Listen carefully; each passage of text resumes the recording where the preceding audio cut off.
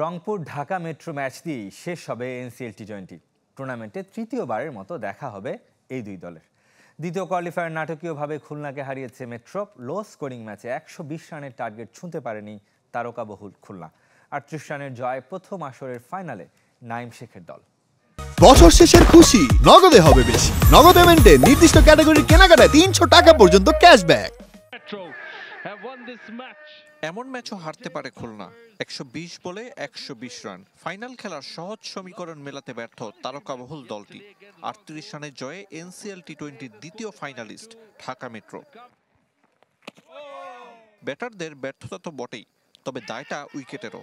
সিলেটে টানা ক্রিকেট ব্যস্ততায় শুরুর মতো শেষে দেখা নেই বড় স্কোরের।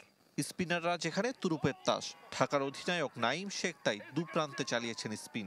শেফাদে খুলনার ওপেনার আজিজুল হাকিম, অভিজ্ঞ ইমরুল কায়েসও। 0 রানে 2 থেকে 2 রানে 3 ব্যাটারের বিদায়। ঢাকার আশার পালে হাওয়া। এনামুল বিজয়ের উপর ভরসা ছিল, কিন্তু তিনিও হতে পারেননি ত্রাতা। শেষ পর্যন্ত নুরুল হাসানের একার লড়াই, তবে অধিনায়কের 22 রানের ইনিংসে কমেছে হারের ব্যবধান। নর্মাল ব্যাপার, একটা মাঠে অনেকগুলো খেলা হলে তো আপনার উইকেট তো রেস্ট পায় না। তো সেই ক্ষেত্রে একটু স্লো হয়ে গেছে। ফার্স্ট উইকেটে ঘাস ছিল, এখন ঘাস কমে গেছে, বল স্লো আসছে, এই জন্য রান কম হচ্ছে। যে অনেক ঘন ঘন ম্যাচ হয়েছে, উইকেটও রেস্ট পায়নি, প্লেয়াররাও রেস্ট পায়নি। তো ডেফিনেটলি টুর্নামেন্টটা অনেক ভালো ছিল, বাট মানে আমি পার্সোনালি এক্সপেক্ট করব যে যদি নেক্সট টাইম এরকম টুর্নামেন্ট হয় আর একটু সময় নিয়ে করলে ভালো।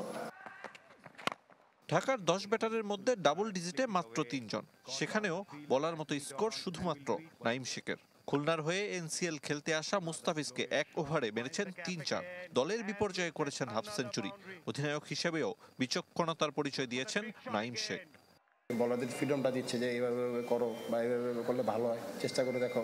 আপনি দেখবেন না আজকে কায়েস ভাই যখন আউট হইলো, ওই বলটাতেই শুধু বলছে যে একটা বল স্লিপ নেই। তো আমি বললাম ঠিক আছে ভাই দাঁড়ান। সো ওনার ডিসিশনগুলো ভালো হচ্ছে।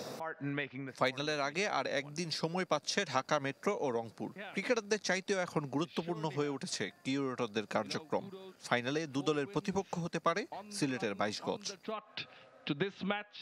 আরিফুল ইসলাম, চ্যানেল 24, সিলেট।